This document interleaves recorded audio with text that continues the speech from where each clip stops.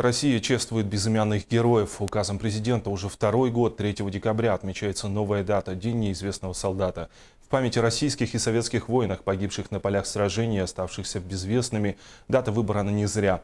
В 1966 году в этот день прах неизвестного солдата был захоронен в Александровском саду в Кремле.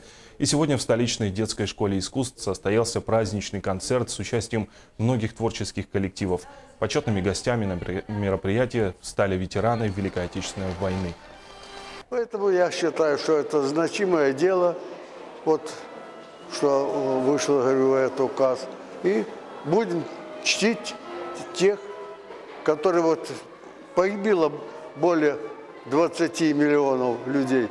Будем чтить их, что они наши солдаты. Значимость вот этого числа 3-го, значит, неизвестного солдата, я считаю, это достойно и правильно.